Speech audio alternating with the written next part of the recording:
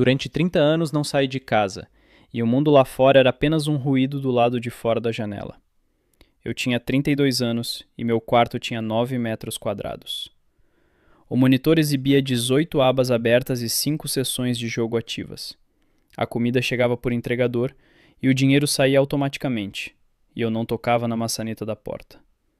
Minha mãe morreu há 8 anos e deixou o apartamento e uma pequena conta no banco para mim. Não chorei no funeral, porque não fui ao funeral, e essa foi uma escolha minha. As pessoas lá fora eram fonte de ansiedade, e eu há muito tempo havia deixado de me justificar diante delas.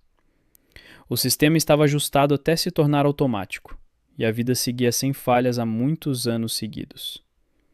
Então chegou agosto, e com ele vieram as tempestades que eu ouvia através dos vidros duplos. Abri a janela pela primeira vez em 3 meses porque o ar-condicionado quebrou de vez. O calor estava em 37 graus, e mesmo à noite a temperatura não descia abaixo dos 30 graus. Eu estava sentado perto da janela aberta e observava como uma nuvem cobria o céu sobre o bairro residencial. Um raio atingiu a antena no telhado, e a descarga percorreu a parede, indo direto para o meu quarto. Consegui ver um clarão branco e sentir um golpe no peito, e então tudo ficou escuro. Não senti dor, e isso me surpreenderia se eu tivesse tempo para me surpreender. A escuridão durou muito tempo, e então, em algum lugar dela, apareceram números que eu não esperava. Os números eram verdes e pairavam no vazio como a interface de um jogo ruim de celular. A primeira linha dizia que o status havia sido alterado e que a regeneração havia sido concluída com sucesso a 100%. A segunda linha apresentava os parâmetros: força 8 de 100, agilidade 11, inteligência 47 e sorte 3. A terceira linha informava que eu tinha acesso ao sistema de observação e análise de primeiro nível. A quarta linha oferecia aceitar os termos e começar, ou recusar e desaparecer para sempre. Eu sorri, porque 30 anos de experiência em jogos não são apenas um hobby, são uma base. Optei por aceitar, e os números brilharam e se apagaram, e a escuridão deu lugar ao cheiro de folhagem. O solo sob minhas mãos era macio e úmido, e cheirava a humus e a algo pungente e vivo. Abri os olhos e vi uma floresta que não se parecia com nenhuma outra da minha memória. As árvores se erguiam por 30 metros e as copas se fechavam como as abóbadas de uma catedral sobre minha cabeça. A luz se infiltrava através da folhagem em manchas e o ar estava denso de ervas e umidade. Meu corpo estava diferente e percebi isso imediatamente pelo fato de minhas mãos suportarem o peso de maneira diferente. A interface do sistema cintilava no canto superior direito do campo de visão como uma camada sobreposta. Até então, o sistema não havia detectado nenhum perigo visível em um raio de 50 metros. Eu estava deitado de costas, olhando para a cúpula de folhagem, e fazia o primeiro cálculo real da minha vida. As condições eram hostis. Não havia recursos e ninguém sabia que eu estava ali. 30 anos de reclusão me deram uma coisa que nem o dinheiro nem o poder podem oferecer. Eu sabia pensar em um espaço fechado, sem entrar em pânico e sem desperdiçar ações. O sistema piscou e exibiu uma nova linha com uma indicação de que havia vida nas proximidades. O marcador apontava para o nordeste, e a distância era de aproximadamente 800 metros em linha reta. Levantei-me e senti que o corpo me obedecia melhor do que meu antigo corpo jamais havia feito. A força era de 8 em 100, o que era pouco, mas a inteligência de 47 me dava algo a mais. Sorri baixinho e segui para o nordeste, porque o primeiro passo é sempre óbvio. Os 800 metros pela floresta demoraram mais do que eu esperava por causa das raízes. O sistema atualizava os dados a cada 30 segundos e o número de marcadores crescia gradualmente. Primeiro, havia um marcador, depois passaram a ser 3, depois 7 e, de repente, 11. Parei atrás das árvores, a 40 metros de distância, e comecei a observar em silêncio. Elas trabalhavam perto da água, e eram 13, todas mulheres, sem exceção. O sistema fornecia dados básicos, raça élfica e nível de 4 a 19 para cada uma. As orelhas eram longas e pontiagudas, e o cabelo de todas era claro, variando do tom trigo ao branco. Os movimentos eram precisos e econômicos, como os de pessoas que fazem a mesma coisa há muitos anos. Uma carregava um feixe de lenha, outra consertava uma rede, e a terceira afiava algo junto a uma grande pedra. O povoado era pequeno, e contei 7 construções, das quais 3 pareciam habitáveis. A cerca era baixa e esparsa, servindo apenas contra animais, mas não contra um adversário sério. Eu olhava para aquilo e via não a beleza, mas a vulnerabilidade que nenhum deles percebia. O sistema sugeria uma nova linha, e eu ali sem me mover e sem mudar de posição. A linha informava que havia sido detectado um povoado sem homens e com 13 indivíduos. A segunda linha apresentava uma avaliação. O potencial defensivo era baixo e a base de recursos criticamente pequena. A terceira linha propunha 3 opções de ação, e eu li todas as 3 e escolhi a primeira. A primeira opção chamava-se Observação e Análise, e concedia um bônus de mais 2 à inteligência temporariamente. Eu o escolhi, fiquei atrás das árvores e continuei observando por mais 20 minutos seguidos. Eles não estavam descuidados, mas não sabiam que alguém os observava, e isso me dava tudo o que eu precisava. Seus estoques de comida eram visíveis através de uma passagem aberta na construção mais à direita, perto da água.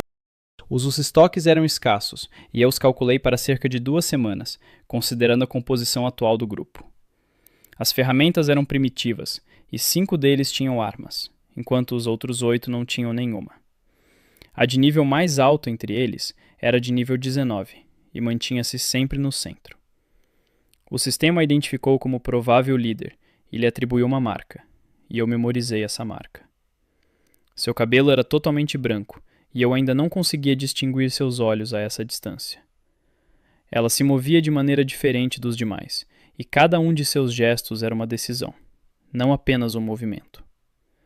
Saí de trás das árvores lentamente, mantendo as mãos à vista e sem fazer movimentos bruscos. A primeira a me notar foi aquela que estava afiando algo junto à pedra. Ela se levantou de um salto e gritou alguma coisa.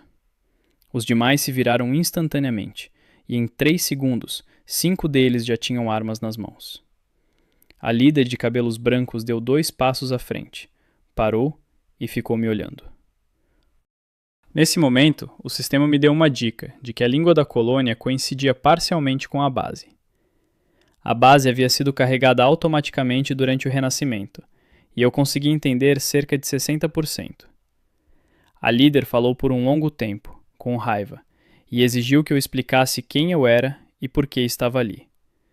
Ela disse que não havia lugar para homens ali, que eles sabiam se defender e que eu deveria ir embora. Respondi sucintamente que não vim para lutar, mas para construir, e que eu tinha algo que eles não tinham. Ela sorriu e perguntou, por meio de um intermediário, o que poderia ter uma criatura sem armas e sem nível. Eu sorri baixinho, porque era justamente essa pergunta que abria a porta para a única conversa necessária. Eu disse que tinha conhecimento sobre como fazer para que elas sobrevivessem ao próximo inverno.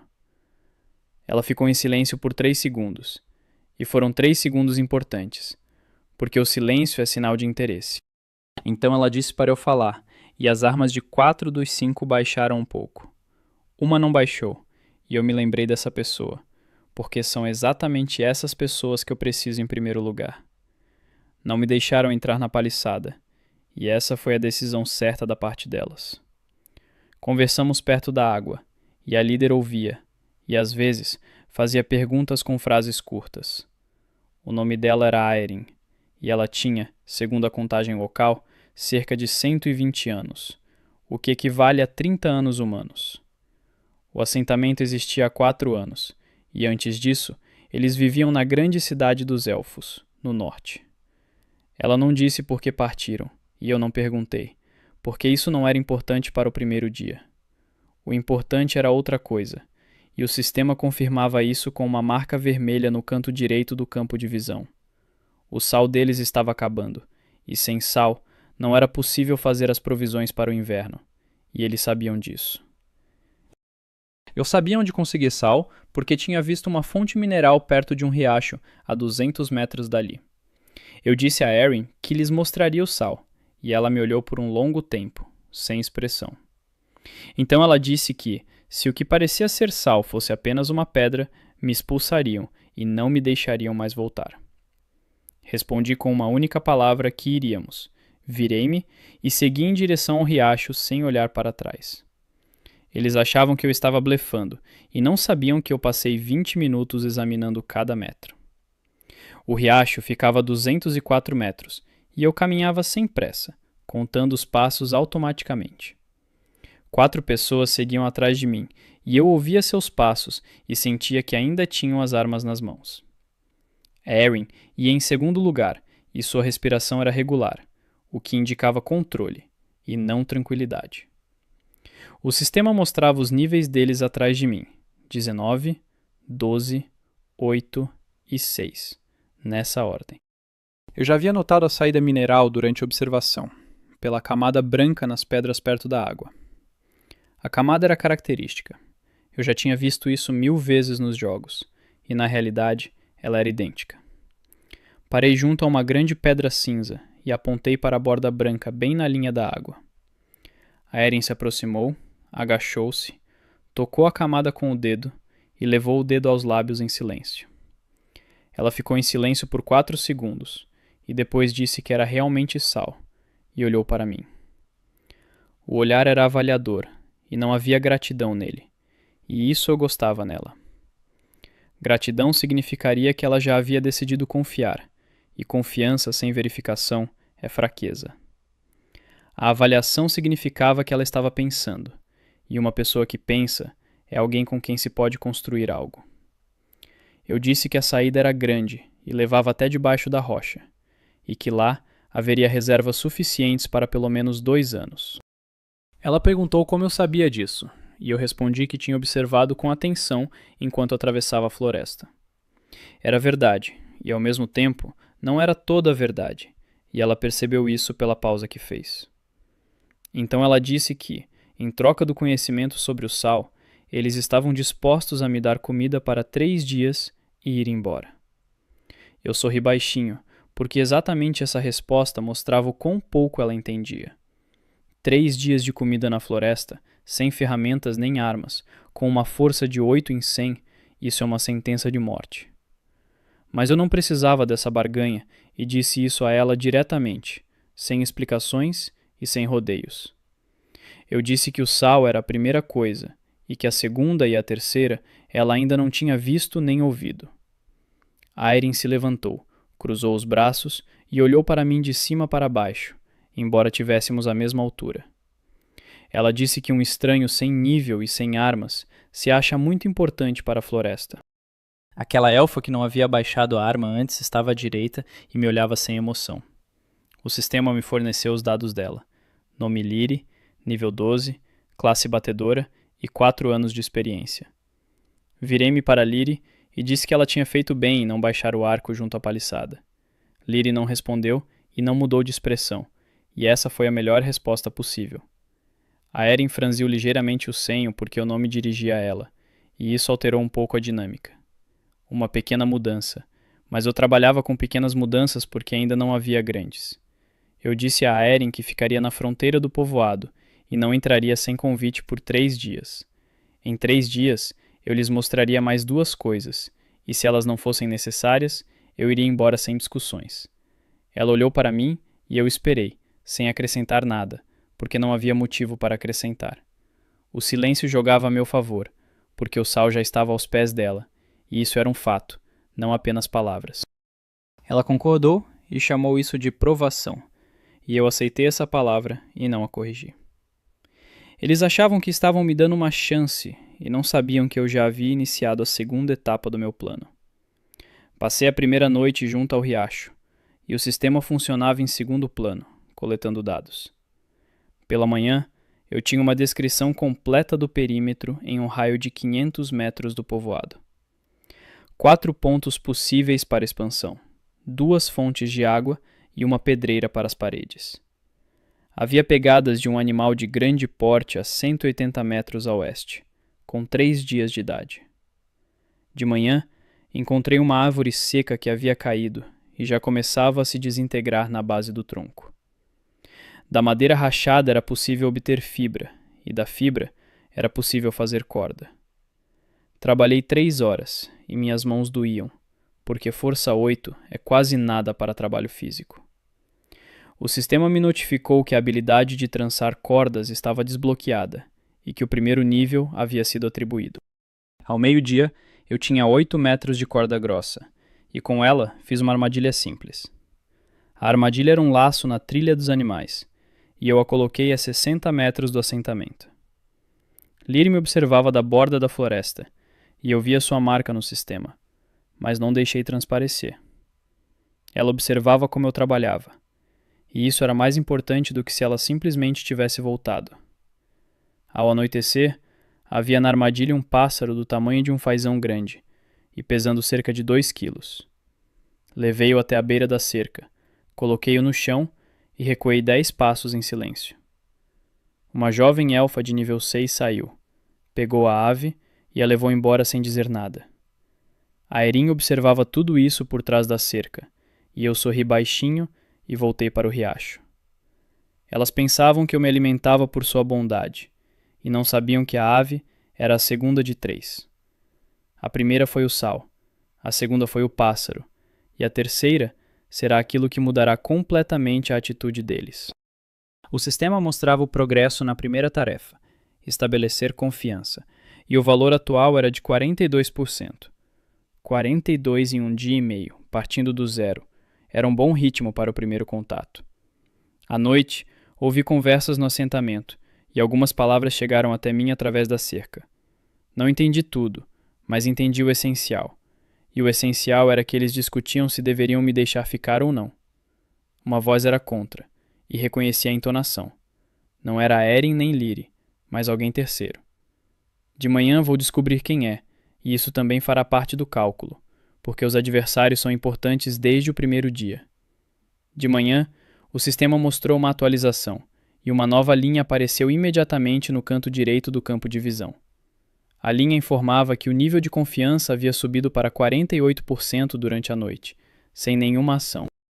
Isso significava que a conversa dentro da paliçada havia funcionado a meu favor, enquanto eu dormia junto ao riacho.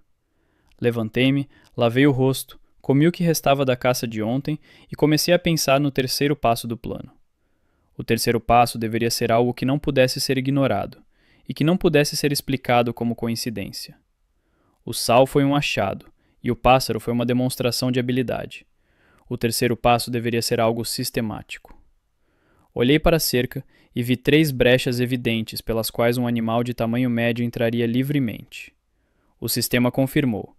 A probabilidade de um grande predador invadir pela seção oeste era de 71%.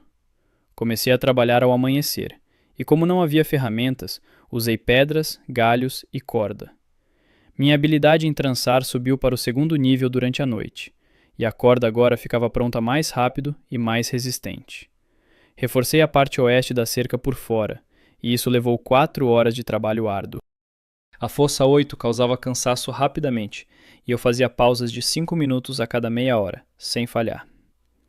Na terceira hora de trabalho, saiu do portão uma elfa, que eu ainda não tinha visto de perto antes. O sistema forneceu os dados imediatamente. Nome, Sev, nível 14, classe Maga da Terra e idade adulta. Ela parecia mais velha que as outras, e se movia com aquela lentidão que vem da confiança. Sev parou a 5 metros de distância e observava meu trabalho, com um rosto impassível. Ela disse que estranhos não consertam cercas alheias sem motivo, e que queria saber o motivo. Respondi que o motivo era simples, e que a área oeste deixaria passar um urso, ainda naquela noite. Ela disse que moravam ali há 4 anos, e que não havia urso, e que meus medos eram apenas meus medos. Eu disse que havia pegadas a 180 metros a oeste, de 3 dias atrás, e que ela deveria verificar. Sev ficou me olhando por um bom tempo, depois se virou, entrou na casa e não disse mais nada. 20 minutos depois, Lyrie saiu com um arco, seguiu em direção ao oeste e voltou 1 hora depois. Ela entrou e não me disse nada, e eu continuei o trabalho porque a resposta estava clara. Se não houvesse pegadas, Lyrie teria dito isso, porque no caso dela, o silêncio significava que sim. Terminei a parte oeste e passei para a parte norte, e lá havia outro problema de natureza diferente. A parte norte não estava quebrada, mas sim mal construída, e as estacas estavam colocadas com uma folga de 2 punhos. Um urso não passaria por uma folga dessas, mas uma mão com uma arma passaria, e isso era pior do que um urso. Comecei a reajustar as estacas, e isso foi mais difícil porque o solo ali era rochoso na parte de baixo. Ao meio-dia, a Erin saiu, ficou em pé e observou em silêncio por um longo tempo enquanto eu trabalhava na parte norte. Ela perguntou por que eu estava estreitando as aberturas, e eu expliquei sobre a mão com a arma, e ela acenou com a cabeça uma vez. Então ela disse que Sev me considerava perigoso, e que Sev raramente se enganava em relação às pessoas. Respondi que Sev estava certa, e que perigoso e hostil são palavras diferentes com significados distintos. Erin ficou em silêncio e depois disse que era uma resposta bonita para um ser de nível 0.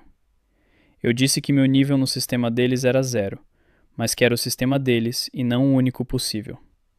Ela olhou para mim de um jeito diferente, e nesse olhar apareceu algo que antes não estava lá. Ainda não era desconfiança, mas curiosidade, e curiosidade já era um resultado satisfatório para o meio do dia.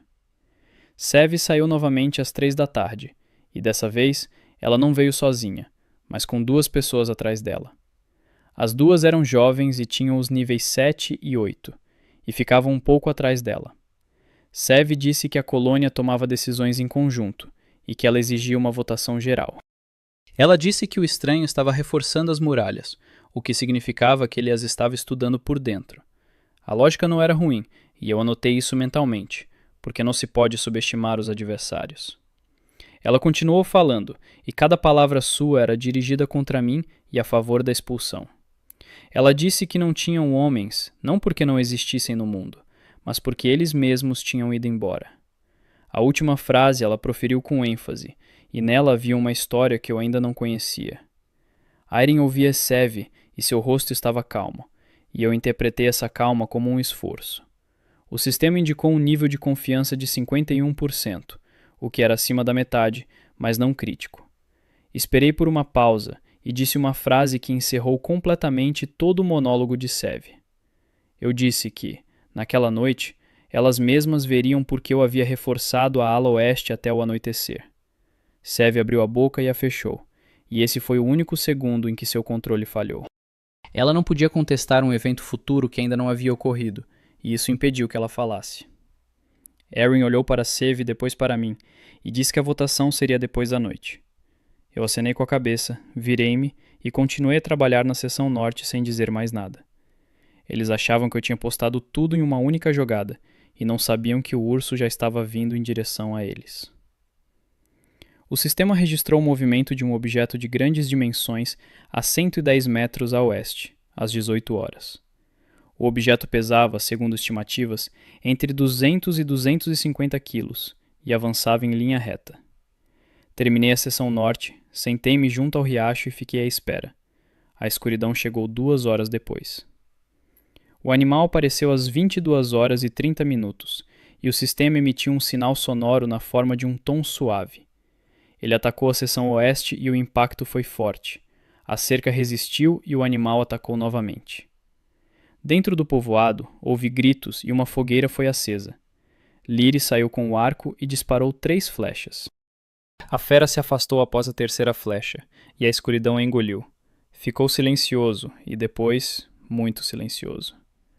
Erin saiu pelos portões, aproximou-se de mim, ficou em silêncio por 1 minuto e olhou para a parte oeste.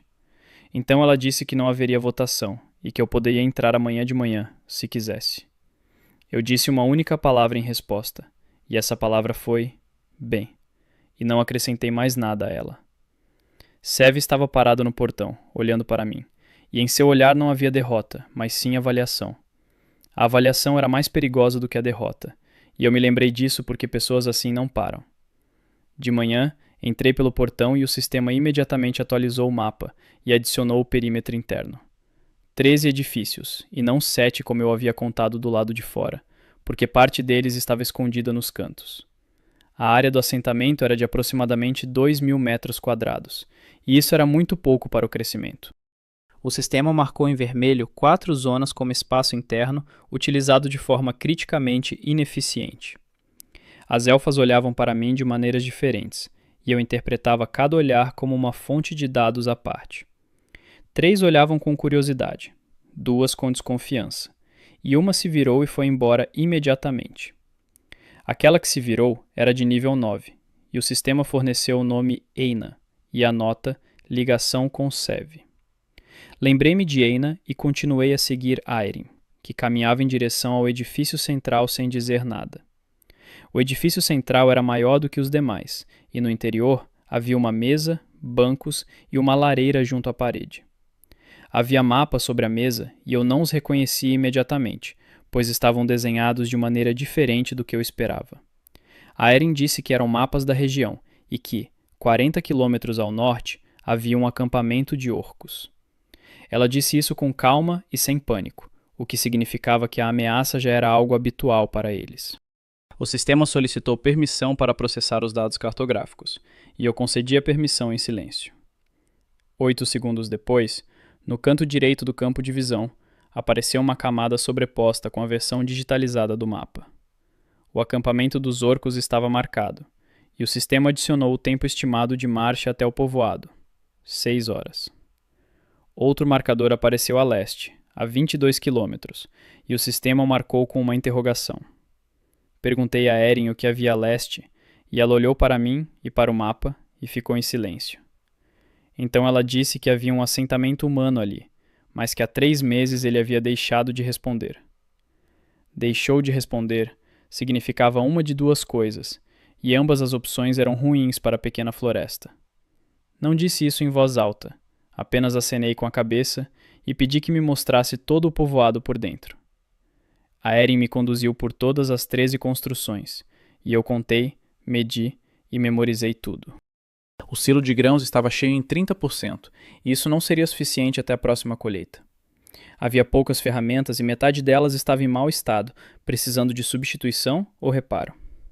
Havia apenas um poço, localizado no centro, e essa era uma vulnerabilidade que eu notei imediatamente. A oficina era pequena, e nela trabalhava uma elfa de nível 16 chamada Tav. Tav era ferreira, e foi a única que não olhou para mim quando entrei na oficina. Ela continuou trabalhando. Suas mãos eram fortes e seus movimentos precisos, sem gestos desnecessários. Perguntei a Aeryn o que Tav estava fazendo, e Aeryn disse que ela estava consertando pontas de flechas para Lyrie. Pedi permissão para ficar na oficina por 1 minuto, e Aeryn acenou com a cabeça e se afastou. Aproximei-me de Tav e disse que via 3 melhorias que dobrariam a velocidade de seu trabalho. Tav parou o martelo e olhou para mim pela primeira vez. Seus olhos eram escuros e serenos. Ela disse uma única palavra, que significava fale, e eu percebi que era exatamente essa a pessoa de que precisava. Expliquei sobre o ângulo de inclinação da bigorna, a sequência de operações e a temperatura do metal. Eram conhecimentos básicos, adquiridos em dezenas de horas de jogos com mecânica de crafting, e estavam corretos. Tav ouviu sem interromper, e uma vez experimentou o novo ângulo bem na minha frente, sem dizer nada. O resultado foi melhor, e ela percebeu isso. Então, pousou o martelo e disse que havia memorizado tudo. Sev me esperava na saída da oficina, e eu não me surpreendi, pois esperava que ela aparecesse. Ela disse que o conhecimento sobre metal pode ser obtido em livros, e que isso não me torna valioso. Respondi que eles têm livros, e que ela me mostrasse aquele que explica o ângulo da bigorna. Sev não respondeu, e isso não foi uma derrota, mas uma pausa, e eu entendi a diferença entre essas coisas. Ela disse outra coisa, e essa outra coisa era importante, e eu ouvi atentamente, sem interrupções nem gestos. Ela disse que o último homem que chegou até eles com conhecimentos úteis levou tudo depois. Levou tudo significava algo concreto e pesado, e eu não perguntei o que exatamente naquele momento. Eu disse que a ouvia e que ela tinha o direito de acompanhar cada um dos meus passos, sem restrições. Sev olhou para mim, procurando por mentiras em meu rosto, e eu a deixei olhar o quanto fosse necessário. Então ela disse que iria me vigiar e que eu deveria saber disso, e não fingir que não sabia. Eu disse que era exatamente com isso que contava. Virei-me e fui para o edifício central novamente. Ela achava que a vigilância me deteria e não sabia que a vigilância também fazia parte do meu plano. À noite, sentei-me com a Erin junto à lareira e o sistema indicava um nível de confiança de 63%. Eu disse a ela que o povoado precisava de 3 coisas imediatamente e que eu tinha um plano para cada uma delas. A primeira era um segundo poço junto à parede norte, porque um único poço significava a morte em caso de cerco. A segunda é a ampliação do silo de grãos, para um volume que cubra um ano inteiro para todos. A terceira eu chamei de última, e a Erin ouvia enquanto o fogo iluminava seu rosto de maneira uniforme e sem sombras. A terceira era o treinamento, e eu disse que cada uma delas deveria saber fazer mais de uma coisa. A Erin disse que elas já sabiam fazer muitas coisas, e eu concordei, mas disse que isso ainda não era suficiente. Ela perguntou por que não era suficiente, e eu respondi que os orcs a 40 quilômetros de distância não iriam esperar para sempre. A Erin olhou para o fogo e ficou em silêncio por um longo tempo, e eu não a apressei, porque a decisão era dela. Então ela disse que, pela manhã, reuniria todas, e eu falaria, e elas ouviriam e decidiriam. Eu disse que estava tudo bem, levantei-me e fui até o local onde me designaram um canto na parede leste do assentamento. O canto era pequeno e frio, e era o melhor que eu havia recebido em 32 anos de vida. De manhã, todas as 13 se reuniram no edifício central, e essa foi a primeira vez que as vi juntas. O sistema analisou cada uma delas e forneceu os dados, e eu os li rapidamente e os gravei na memória sem esforço. O nível médio do grupo era 11,3, e a variação ia de 6 a 19, inclusive. A mais jovem tinha, segundo a contagem local, cerca de 60 anos, o que equivalia a 15 anos humanos. Ela se chamava Fen, tinha nível 6 e estava um pouco atrás de todos, olhando para mim. Não com medo nem com hostilidade, mas com aquela atenção especial que é própria das mentes rápidas. Marquei Fen e a adicionei à lista de contatos prioritários ao lado de Tavi e Lyri, em silêncio. Sev estava à esquerda de Erin, com as mãos cruzadas e o rosto impassível e sereno. Erin disse sucintamente que o estranho falaria e todos ouviriam, e depois cada uma diria sua palavra. Levantei-me e não esperei que se fizesse silêncio, porque o silêncio já existia. Comecei não com o plano, mas com os números, porque os números não exigem confiança e não a pedem às pessoas. 30% de grãos, um poço, a brecha ocidental e os orcs a 40 quilômetros. Eu descrevia cada problema em uma frase, apresentava um número e passava para o seguinte. Sem explicações, sem drama, apenas fatos que elas já conheciam, mas não tinham juntado. Quando terminei a enumeração, havia no salão um silêncio de natureza diferente daquele do início da reunião. O sistema indicou que o nível médio de atenção da audiência era alto, o que confirmava que o método estava funcionando. Em seguida, passei ao plano, que consistia em 3 etapas com prazos específicos para cada uma. A primeira etapa durou 14 dias e incluía o segundo poço e a ampliação do silo de grãos. A segunda etapa durava 30 dias e incluía o reforço de todo o perímetro e a criação de um segundo andar. A terceira etapa durava 60 dias e incluía a ampliação do assentamento e a admissão de novos moradores. Sev falou após a terceira etapa, e sua voz era firme, com cada palavra precisa.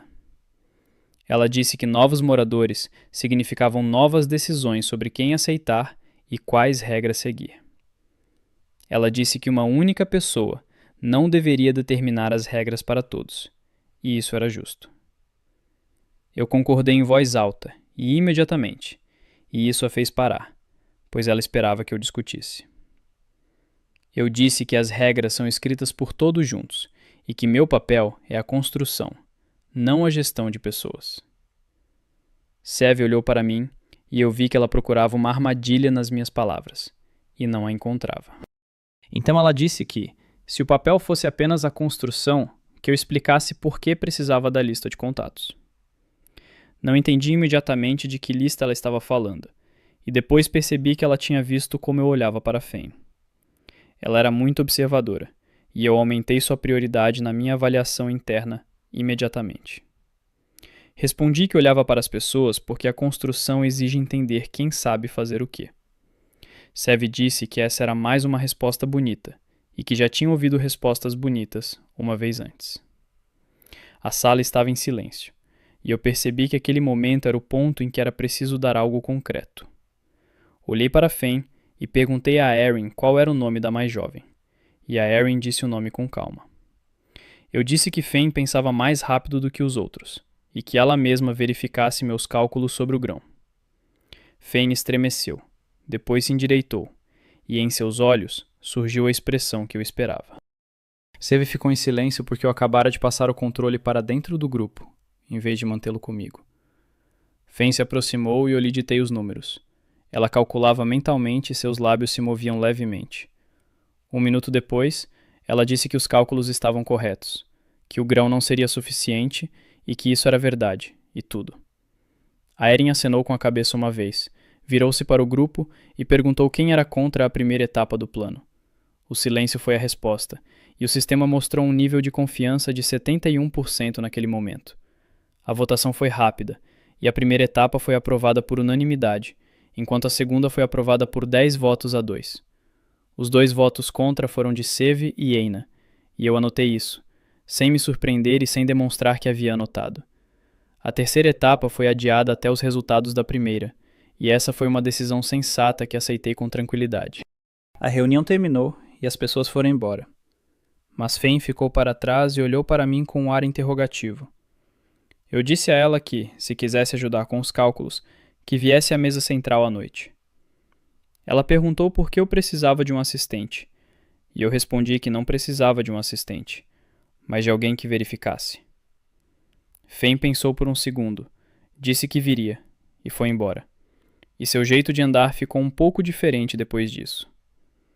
Lyri passou por mim sem dizer nada, e colocou algo duro e frio na minha mão. Era uma pequena faca em uma bainha simples.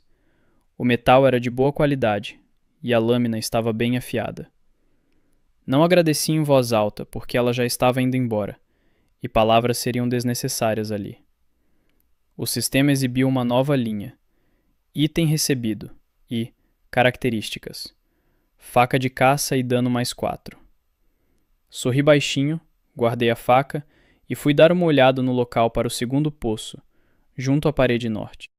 Eles pensavam que a reunião era sobre o plano e não sabiam que era sobre a distribuição das pessoas.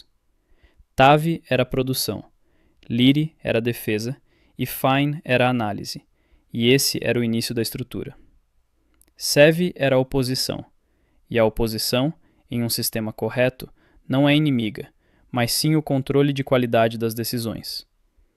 Encontrei o primeiro poço pela umidade do solo, e o segundo ficaria onde o sistema indicava um marcador azul.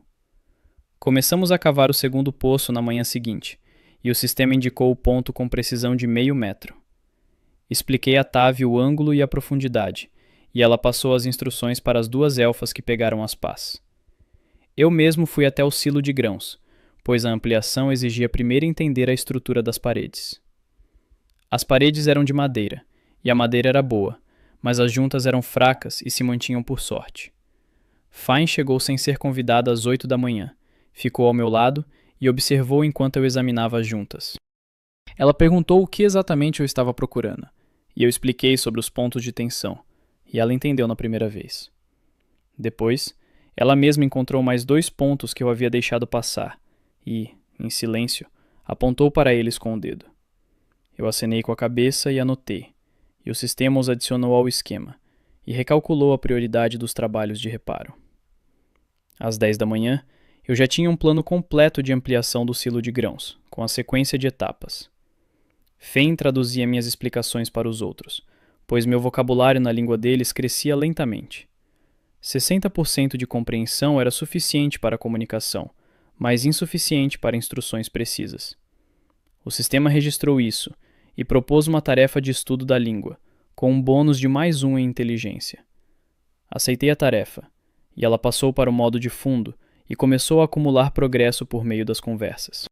Ao meio-dia, o primeiro dia de construção deu resultado.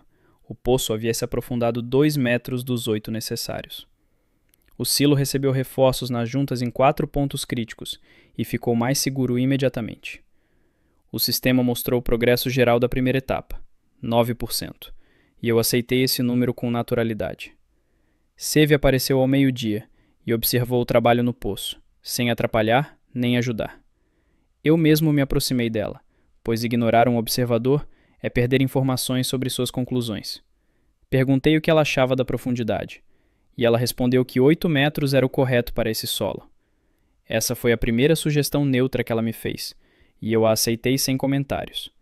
Ela acrescentou que conhecia ervas que reforçavam paredes de madeira melhor do que qualquer tipo de junção. Eu disse que queria saber mais sobre essas ervas, e ela me olhou com o mesmo olhar avaliador.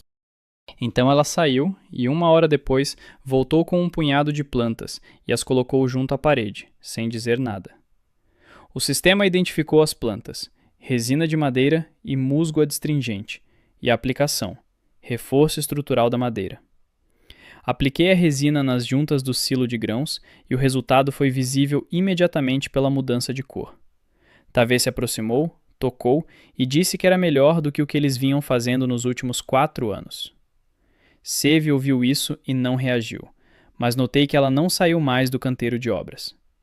O sistema indicou um nível de confiança de 76% e Seve deixou de ser um marcador vermelho. No terceiro dia, ocorreu a primeira complicação e ela não veio de dentro, mas de fora do assentamento. Liri voltou da patrulha antes do tempo, com o rosto sério e movimentos mais rápidos do que o normal. Ela se aproximou de Aeryn e falou baixinho, e eu estava perto o suficiente para entender cerca de metade. As palavras que entendi foram rastros, muitos, norte e 2 dias. E tudo isso se encaixava em um só. Aeryn me chamou e disse que Liri havia encontrado rastros de um destacamento de orcs a 28 quilômetros. O destacamento seguia para o sul, e a julgar pelos rastros, contava com cerca de 12 a 15 indivíduos. 40 quilômetros passaram a ser 28, e isso significava que tínhamos menos tempo do que eu pensava. O sistema recalculou e deu um novo prazo. Na velocidade atual, os orcs estariam aqui em 8 dias. Não mudei de expressão, e isso era importante porque todos estavam olhando para mim naquele momento. Eu disse a Aeryn que o plano não mudava, mas as prioridades sim, e que a proteção do perímetro passava a ser a prioridade. As 2 elfas continuam cavando o poço, e todos os outros passam a reforçar as paredes hoje. Aeryn assentiu, virou-se para o grupo e começou a distribuir as tarefas, e o grupo começou a se movimentar. Tavê aproximou-se de mim e disse que tinha metal para as pontas, mas faltava o cabo. Eu disse que o cabo é madeira, e há madeira ao nosso redor. Só precisamos da ferramenta certa para processá-la. Ela me mostrou o que havia na oficina, e eu encontrei o que precisava e expliquei a técnica de processamento em 10 minutos. Ao anoitecer, Tavê produziu 18 novas pontas, o que era 3 vezes mais do que o normal. Fen contou o estoque de flechas e veio até mim com o número, que era de 42 flechas prontas. Eu disse que precisávamos de pelo menos 120 e que tínhamos 8 dias, e ela assentiu e foi contar. 1 hora depois, ela voltou com um cronograma de produção, e o cronograma era preciso e realista, sem arredondamentos. Olhei para o cronograma e acrescentei um item, e Fen leu, ergueu os olhos e perguntou por quê. O item era sobre armadilhas nas aproximações, e expliquei que as flechas se esgotam, mas as armadilhas podem ser reutilizadas. Fen disse que não tinha pensado nisso, e que isso alterava completamente o cálculo do consumo de materiais. Eu disse que era exatamente para isso que se precisava de alguém que verificasse, e não apenas de alguém que fizesse as contas. Ela olhou para mim por um segundo e depois sorriu pela primeira vez em todo o tempo e saiu para refazer o gráfico. No final do 7º dia desde o início da primeira etapa, o poço atingiu 6 metros dos 8 necessários.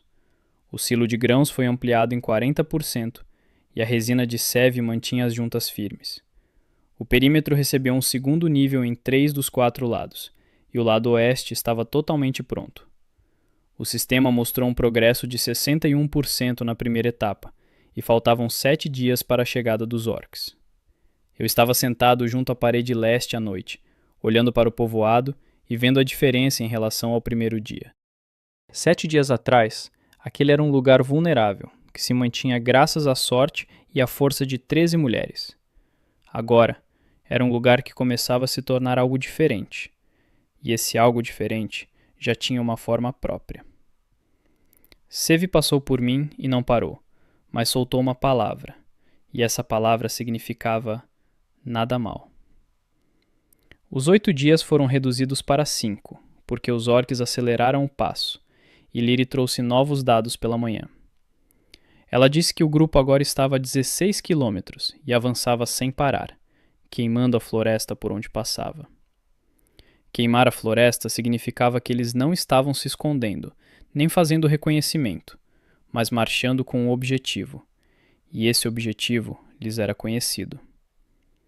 O sistema recalculou e exibiu um marcador vermelho com a mensagem: contato em 48 horas, no máximo. Reuni todos no prédio central, e dessa vez não houve votação nem discussão. Eu disse que tínhamos 2 dias e distribuí as tarefas em 4 minutos, sem pausas e sem perguntas. Tavia ficou responsável pela produção de pontas de lança em ritmo máximo, e Fine pela contagem e distribuição dos suprimentos. Lyri ficou encarregada de colocar as armadilhas de acordo com o esquema que elaboramos há 3 dias na mesa central. Seve veio até mim após a distribuição, e disse que conhece os orcs melhor do que os mapas mostram. Ela disse que esse tipo de esquadrão se chama limpadores, e que eles não vêm para saquear, mas para destruir completamente. Os limpadores não fazem prisioneiros, e não se interessam por recursos. Seu objetivo é a limpeza do território. Perguntei de onde ela sabia, e ela disse que uma vez viu o que restava após o trabalho deles na floresta. Isso explicava por que o povoado humano a leste havia deixado de responder há 3 meses, para sempre. Não disse isso em voz alta, e apenas perguntei a Seve o que ela sabia sobre as táticas e fraquezas deles. Ela falou por 20 minutos, eu ouvi, e o sistema gravou e estruturou os dados paralelamente. No final da conversa, eu tinha 6 parâmetros operacionais sobre as táticas dos orcos e 2 pontos fracos críticos. O primeiro ponto fraco era que os limpadores sempre atacam de uma única direção, frontalmente. O segundo era que eles não usavam arqueiros e dependiam da superioridade numérica e do combate corpo a corpo. Um ataque frontal sem arqueiros contra um perímetro fortificado era uma equação que eu sabia resolver. Sorri baixinho, fui até Lyri e ajustei o esquema de posicionamento das armadilhas de acordo com os novos dados. Lyri ouviu, reposicionou 4 das 12 armadilhas e acrescentou 3 novas na entrada norte. Perguntei quantas flechas ela tinha no momento, e ela disse 97 das 120 necessárias. Tavia trabalhou sem parar, e ao anoitecer do primeiro dia, o contador havia subido para 108 flechas prontas. Fen trouxe o cronograma atualizado, que mostrava um estoque, o que significava que Tavia havia superado a meta. Passei a noite antes do segundo dia não na parede leste, mas no nível superior do perímetro norte. O sistema estava em modo de varredura, e atualizava os dados a cada 10 segundos, em vez de 30. Às 3 da manhã, o marcador apareceu a 8 quilômetros ao norte, e se movia lentamente, mas sem parar. Acordei Lyri, e ela se levantou sem dizer nada, pegou o arco, ficou ao meu lado e olhou para a escuridão. Ela perguntou quantos eram, e eu disse que o sistema mostrava 13 marcadores, sendo um maior do que os outros. Lyri disse que o maior era o líder, e que o líder precisava ser eliminado primeiro, e que o resto iria desacelerar.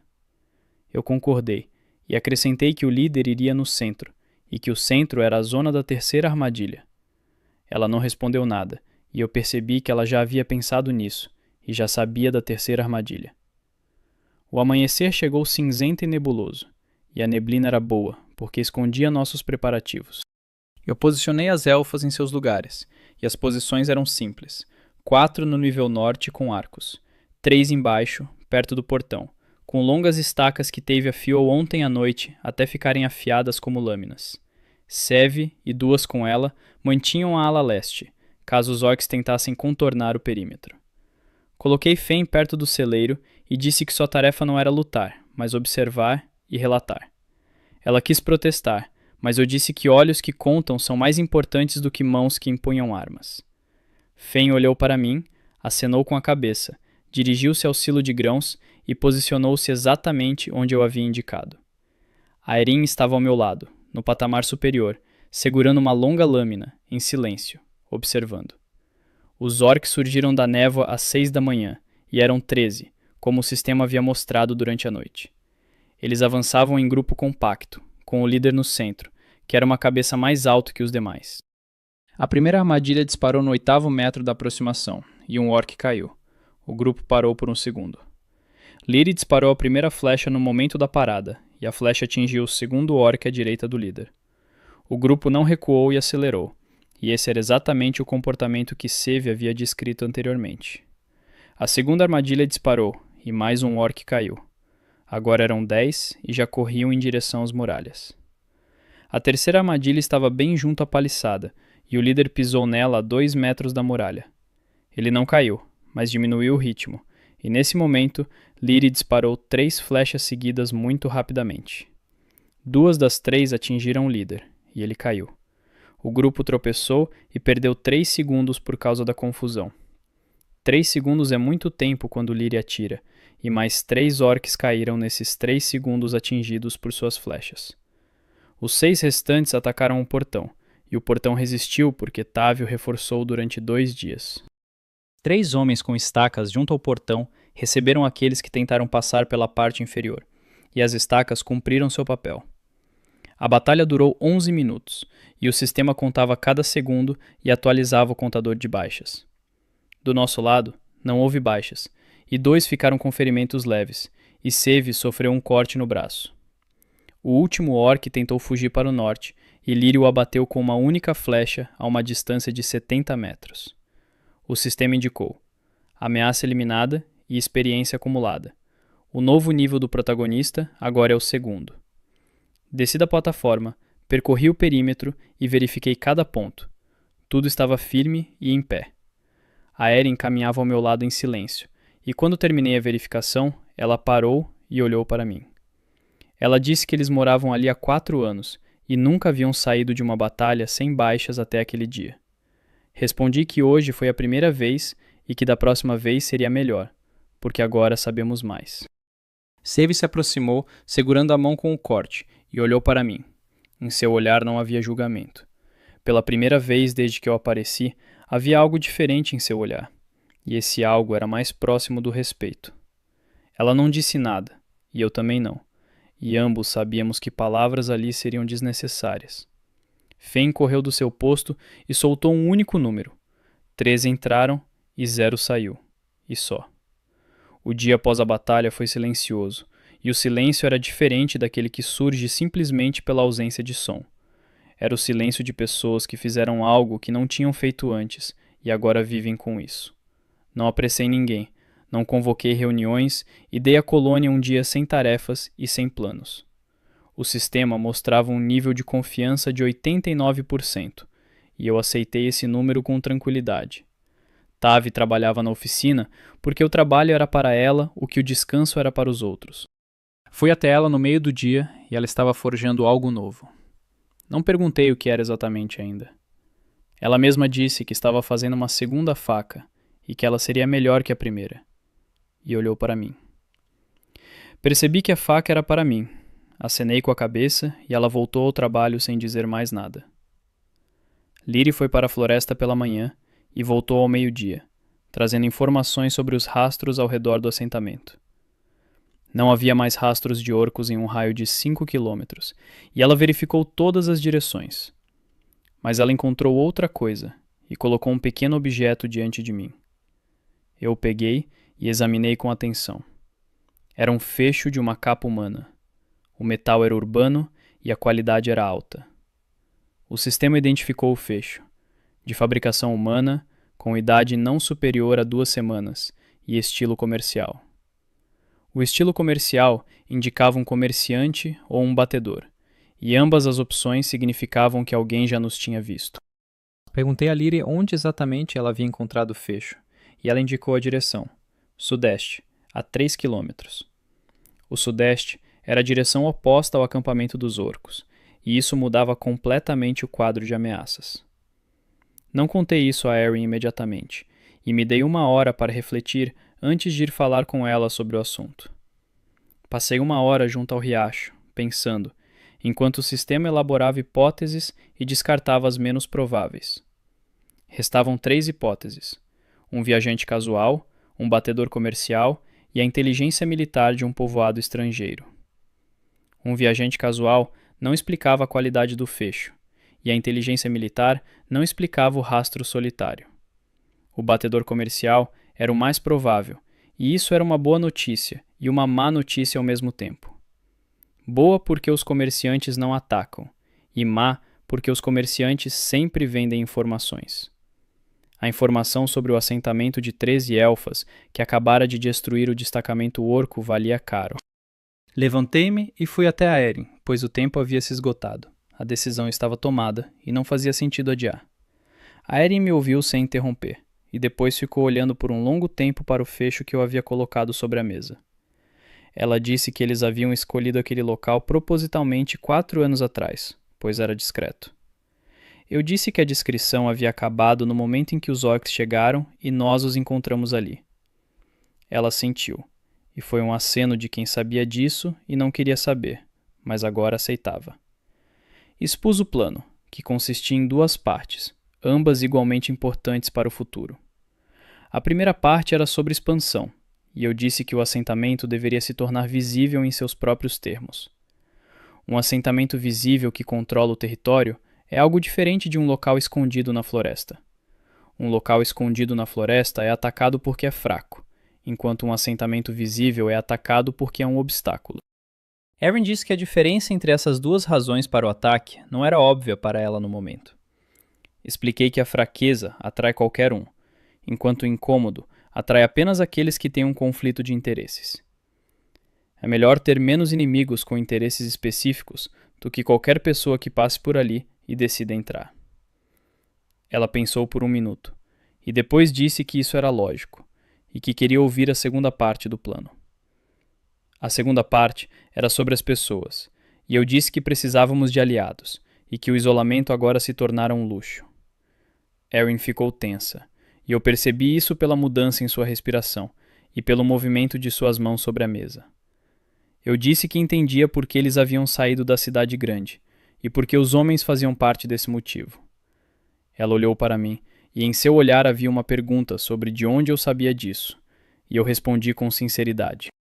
Eu disse que não conhecia os detalhes, mas que o padrão era perceptível, e que não estava pedindo que confiasse nas pessoas imediatamente. Peço que comecemos a negociar, e negociar significa contato em nossos termos, com nosso controle sobre a distância. Erin ficou em silêncio por um longo tempo, e depois chamou Seve, e essa foi a primeira vez que ela chamou por conta própria. Seve entrou, e Erin repetiu os 2 pontos do plano. Seve ouvia, e seu rosto permanecia impassível. Então Seve disse uma frase, e a frase era sobre ela ser totalmente contra o contato com pessoas. Eu esperava por isso, e não discuti. Em vez disso, perguntei a ela o que ela sugeria fazer com o batedor comercial. Seve disse para ignorá-lo, e eu respondi que o batedor já havia visto vestígios de combate, e que isso não podia ser ignorado. Ela ficou em silêncio, e esse silêncio foi diferente do anterior, pois não continha um argumento seguinte. Erin disse que a decisão seria tomada pela manhã, e que durante a noite cada uma pensaria por conta própria, sem pressão e sem discussões. Eu concordei, levantei-me, parei na porta e disse a última coisa que queria dizer por hoje. Eu disse que, há 4 anos, elas partiram para construir algo próprio, e elas construíram, e isso é visível. Agora, a questão não é se devem se esconder ou não, mas em que condições o resto do mundo as verá. À noite, o sistema enviou uma nova notificação, e eu ali deitado junto à parede leste, ao ar livre. A notificação informava que o limite para ativar uma nova função do sistema havia sido atingido, o modo de planejamento territorial. O modo permitia sobrepor esquemas de construção a um mapa real da área em um raio de até 5 km. Ativei o modo e, na escuridão, um mapa se desdobrou diante de mim, e nele apareceram os contornos do futuro. 5 quilômetros de território com um povoado no centro, estradas e campos, e um segundo perímetro ao redor do primeiro. Aquilo não era um povoado de 13 alfinhas na floresta que ninguém notava há 4 anos.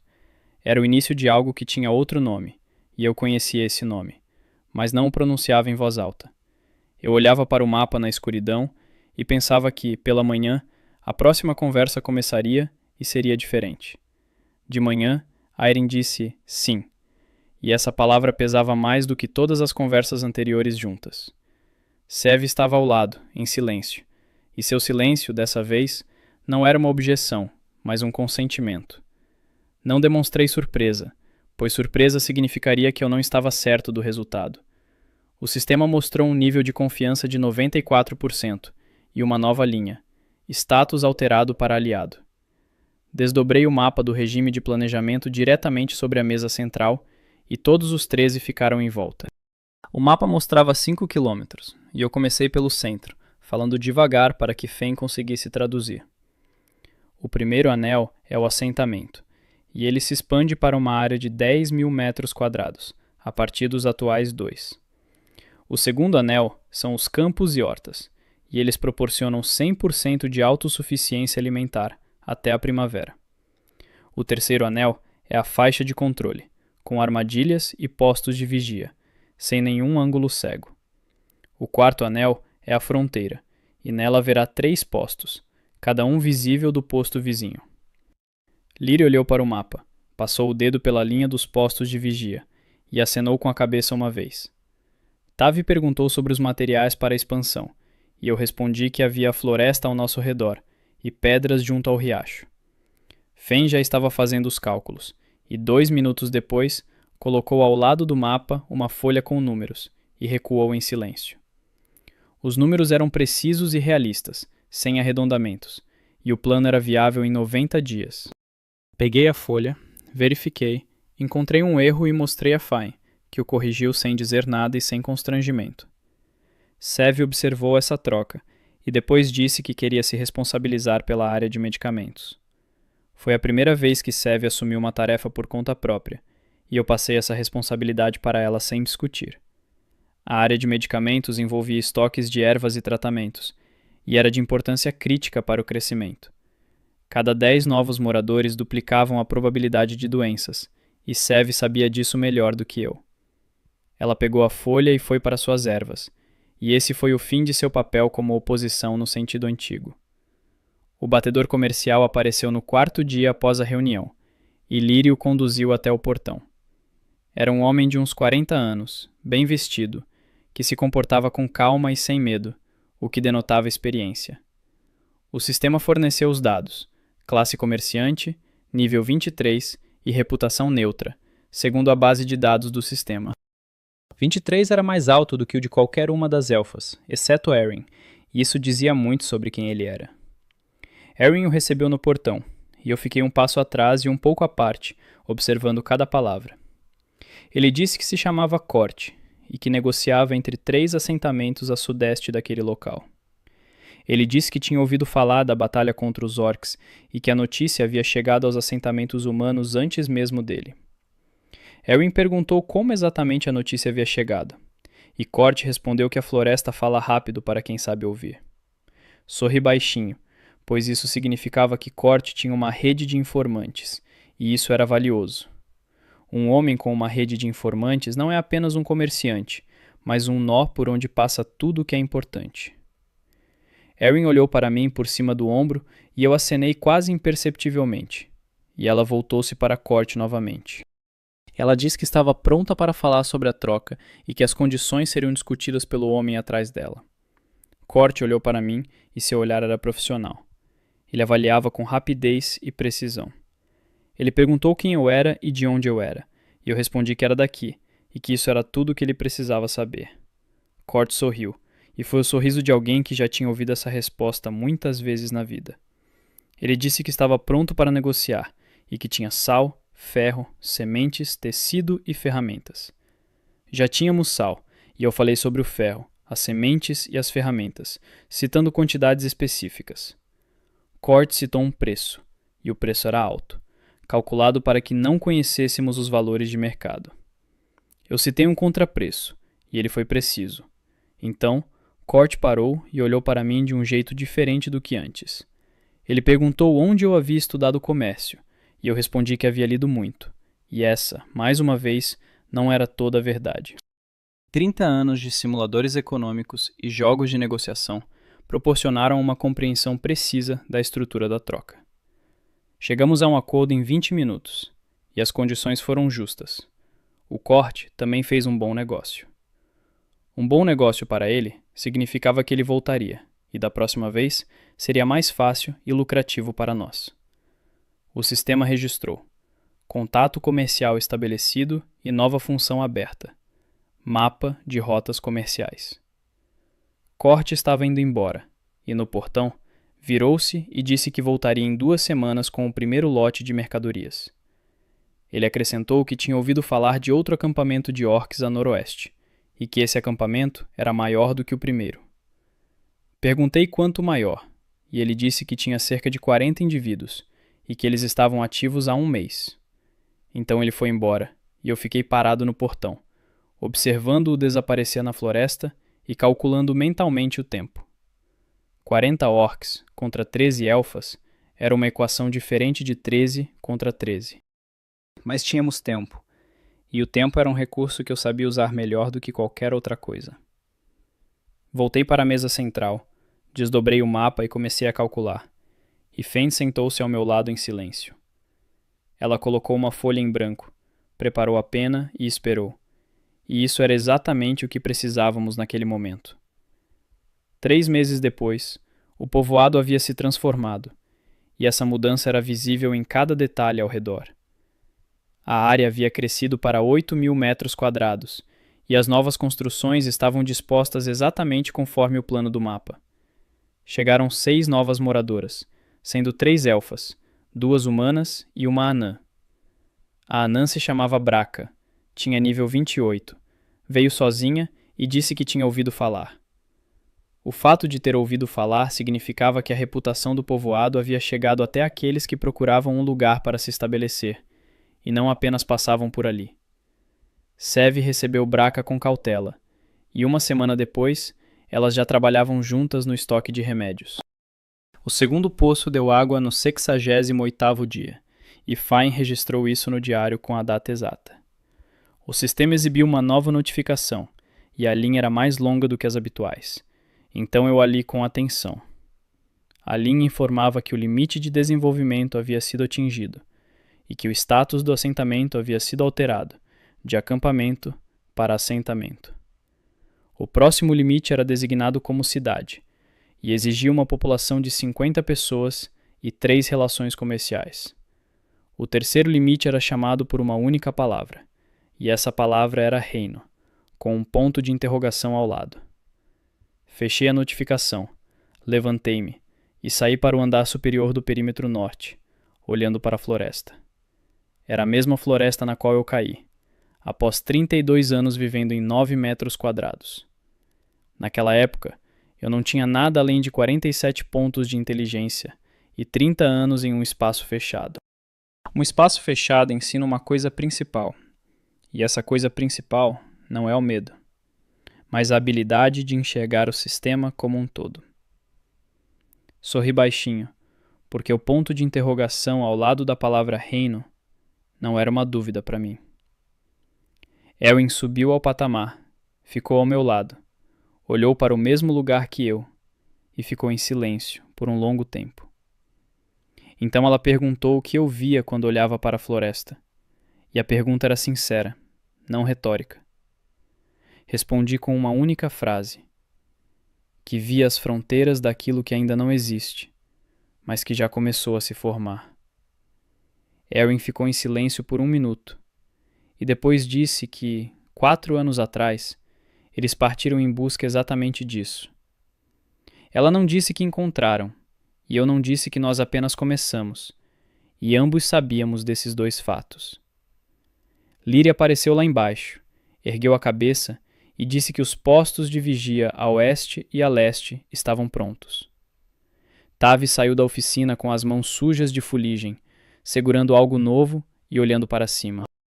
Fane estava sentada à mesa no edifício central, e a luz da vela incidia sobre uma folha com números e um plano. Sev estava em pé junto ao estoque de remédios, conversando com Braca, e nenhuma das duas olhava na minha direção.